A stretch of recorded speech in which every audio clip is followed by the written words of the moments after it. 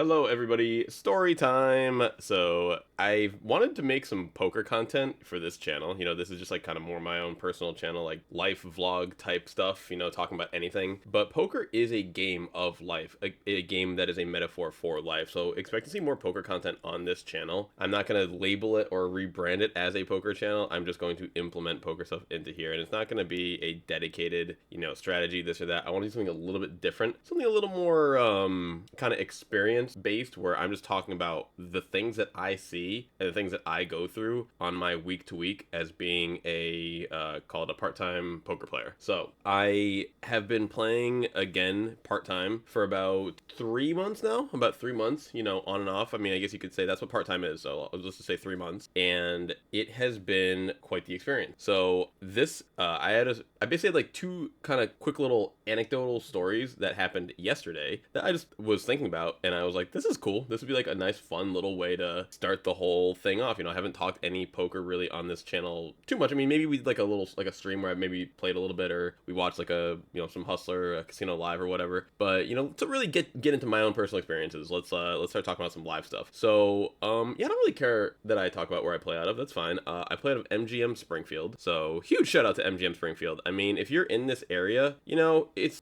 is by definition better than nothing, And I don't mean that disparagingly, because having grown up in the Western Massachusetts area, up until I moved to California in my early 20s, I'm in my late 30s now. So I know what it's like to grow up. Zoe, what are you doing down here? I know what it's like to be in an area where there's not a lot of poker, where you want to play poker. So it's great that we have a place to play poker. It is literally better than nothing. We don't have to drive to Mohegan and Foxwoods anymore. We can if we want to now. And it's nice to have that option that we can if we want to. So huge shout out to MGM Springfield. I love that this room is here. I have a lot of things that I could say that I don't love about the room, but that is a different video for a different day. This is Zoe, the one who's being little licky. Say hi, licky. All right, so this current month or so, they're running a promotion that, like, the promotion itself isn't really important, but the effect of it is I've been waiting longer to get into my 2-5 seat. We only really have one 2-5 table going most of the time. There is almost always one going, after like noon, after 12 p.m., you'll usually have at least the one going. But unless it's a Friday, Saturday, Sunday, maybe a Thursday, maybe a Monday, will we get a second game going where it's like a must move.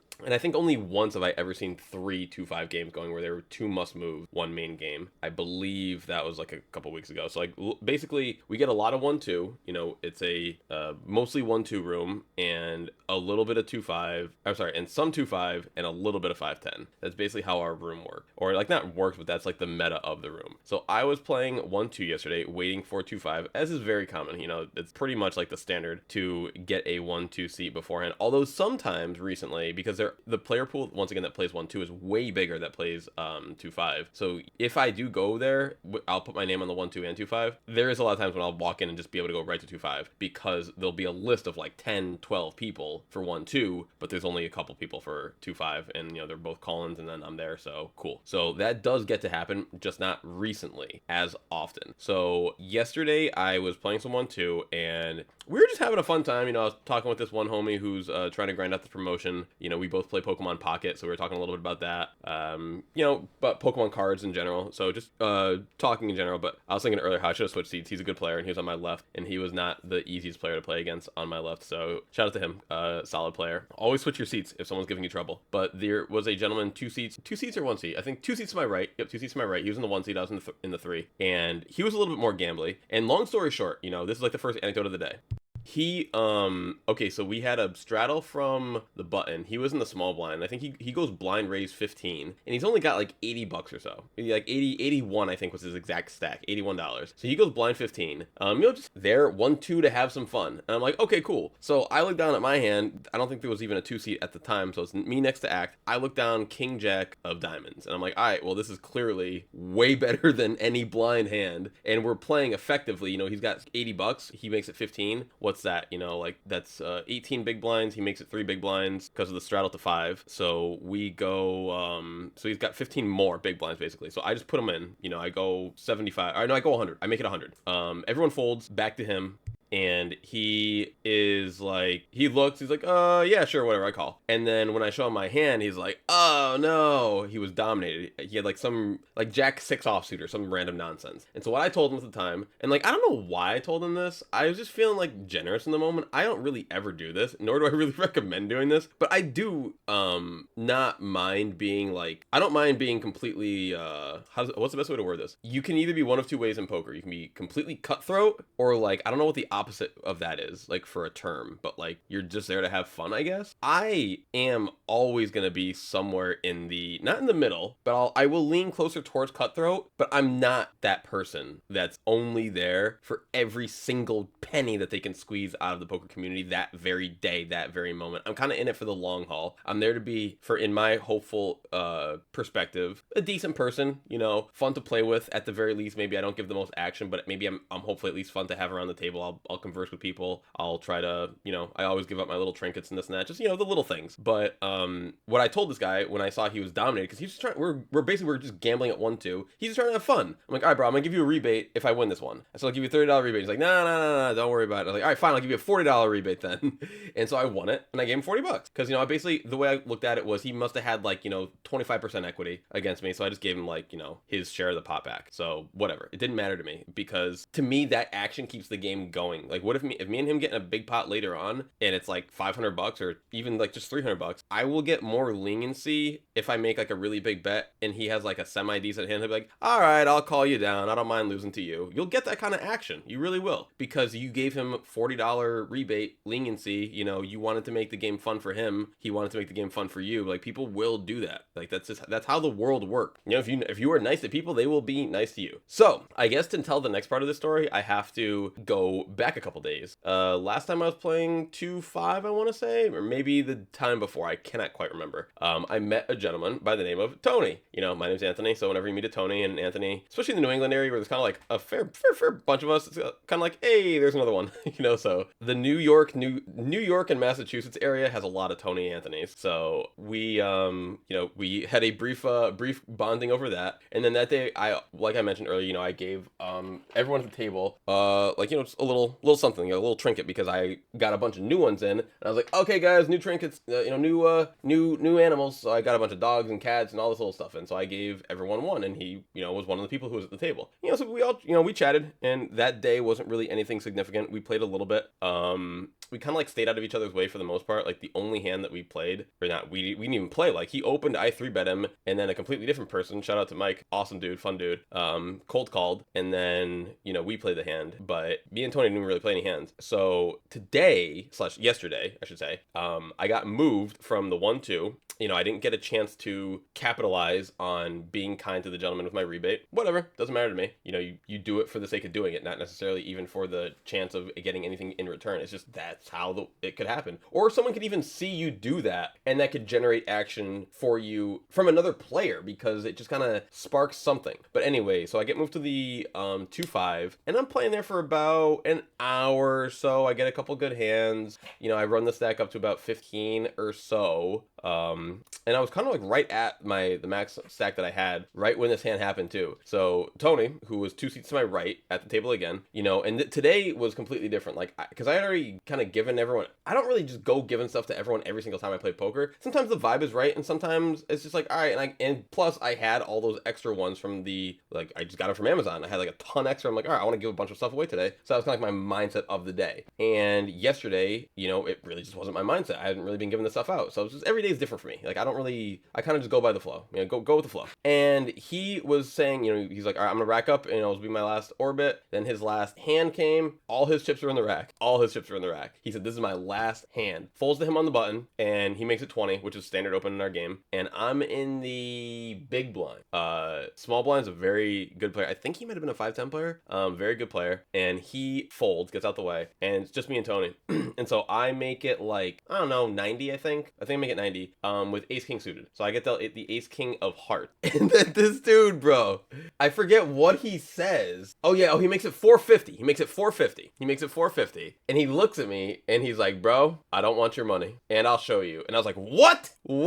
You don't want my money and you'll show me, and this is your last hand, and I have ace king suited? I'm like, what a mind fuck right now. I'm like, bro. And like, he sees me there like not picking up what he's putting down, and I'm like, really? He's like, dude, I promise I'm not trying to take your money. I will show you when this hand's over. And I'm like, but bro, and I said to him after he said that, I'm like, but dude, I have all that blocked. Because literally, like, we're talking and he's saying, I have aces or maybe kings and you should get out the way because I like you. And I'm like, but I have ace king suited. What the hell are the odds? Your last ass hand, you really picked up aces. I 3-bet you and you're not fucking with me right now. Because in the back of my mind, you know, I only met this dude once. He seemed like a decent dude, but it's poker and it's for thousands of dollars. You know, you never know. You never fucking know. But something in my heart of hearts told me this guy is not lying to me. He ain't lying to me. I don't know if it's a Tony Anthony connection. I don't know what it was, but I flipped the ace queen suit. I said, all right, show me, bro. Show me. And he shows the aces. He shows the aces. We bump fists. I give him $90 instead of all fucking $1,500 because damn it, dude, if we didn't have that interaction right there, I'm shipping, man. $1,500 easy ship. Big blind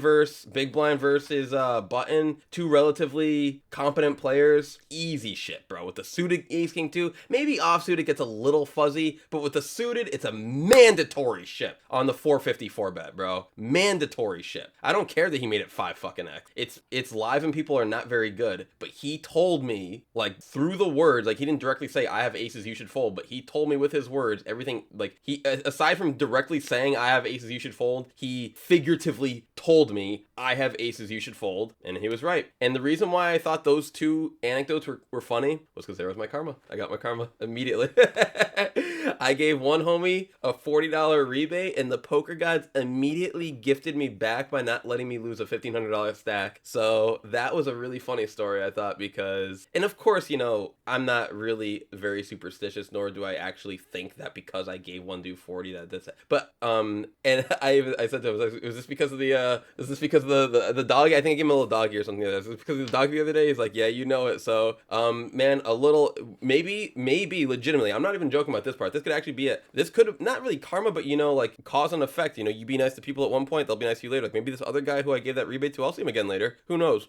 But I gave homie a little tiny, you know, just trying to be nice to people. You know, it cost me 50 cents, $1, whatever, saved me a fucking 1,400. So that was great. That was great. I was so happy to only lose 90 there, especially because the very next hand I got queens, and the homie who's the good 5-10 player opened, and I got to 3-bet him, and I got my 100 right back because he called and then just folded post flop. So I got my money right back the very next hand too. That was crazy. And I've been, you know, running kind of slow recently too. Like every time I got ace king suited, he got aces. Only other time I got ace king, other homie got ace king, we chopped the pot. So it's like I've been running kind of slow. Minus one set. I got paid on one set yesterday. It's the first set I got paid on a minute. Thank you. But yeah, so that was my anecdote of yesterday. But yeah, expect more poker content from this channel. I do play a lot, and I was almost kind of like, I don't want to say I was hesitant to start talking about poker again or start making poker stuff, because that's really where I came from in YouTube originally, like 12, 13 years ago. My first videos on YouTube were poker videos, me playing on the Merge Network, me playing on like Carbon Poker or whatever the hell it was,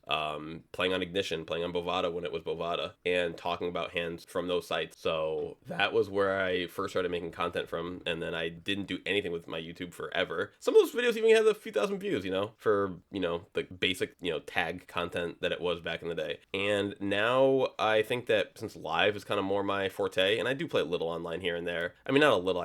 I'll play more than the average person. You know, I have money on Ignition still. I have money on Coin Poker, Club WPT, what's the other one? Clubs GG or whatever. The Hustler one. The one that Hustler is sponsored by. So I got money on a few sites, and I will play almost every day online, but I love live, you know, compared to online. Like live, you can act, because something about, I mean, those interactions that we just spoke on, you can't get anything even remotely close to that live. Like you're online, online. You don't get anything remotely close to that online. You know, the personal stuff, the information that you can pick up, it's just so wild what you are able to the layers upon layers that are available in live poker. But yeah, I don't want this to be too long of a video. It's already 15-16 minutes, so I thought that was a fun little thing. But yeah, shout out to MGM Springfield. That's what I'll be playing for like a couple months until I probably am leaving the area. Not 100% sure what my plans are, but yeah, thank you all so much for listening to this little tale, and please do look out on the future for more live poker stories, strategy, anecdotes. I even kind of wanted to do a little bit of a podcast type thing where I straight up just interview some players. They don't have to be good or great or anything. Like I just want to talk to people about poker. I always think that's fun. So what better way to do that than a poker style type podcast? But yeah, I think that I will do that. I've got a lot of kind of things that I'd like to ask the average player that I don't really hear people talk about when they talk about poker. Everyone's so focused on like the tournaments and the strategy and the nuances and the solvers and this and that, where it's like I'm more interested in like it's more broad things of like, what does poker mean to you? Like, why do you play the game? How do you perceive this infinite thing that we all do? Because it is so vast and so infinite that even the strategies and the perspectives on the game have to be vast and have to be endless, because my own perspectives on the game have changed so many times throughout the years. The things that I focus on, the things that I care about, the things that I'm trying to do, the things that I'm putting my opponents on. Like, just for example, like baseline example, like, okay, you've never met this guy before. Okay. You raise before the flop with ace. He, say you're in middle position, and then he calls out of the big blind. It's just you guys heads up. The flop is 5-4 jack rainbow. You bet, he calls, and then he checks, you bet, he calls. Then the turn is a, call it let's take a 9. It's a 9. You check, he checks, you bet, he raises. What do you do? I feel like that's a very, like, how do you interpret this situation? I feel like that's something that if you ask people, like, how do they interpret a check raise on like that turn? Say there was a flusher on the flop. We'll put a flusher on the flop that we didn't mention at first. How do you interpret this situation? A lot of people will say, oh man, I think they would have raised all their draws on the flop, so I think this is a really strong hand. Some people think I think it's a really weak hand because they would have called all their draws on the flop, and now maybe they'll raise them on the turn trying to pretend they have a strong hand. Some people think they only have a jack. Some people think they never have a jack. That they only check call with a jack. So there's like so many different perspectives that you can get on literally every element of this game. So I would like to ask a lot of people that, and I think what I'm going to do is come up with a whole bunch of questions like that, and then just kind of answer them myself, like my own perspective of this, my own perspective of that, and then I will go on and maybe we'll find some people. I've met tons of people at this room that I'm sure would be happy to sit down and have a hour-long plus chat about the infinite game of poker. But yeah, that's it for today. I appreciate you all, love you all, and we will see you on the next one. Bye bye.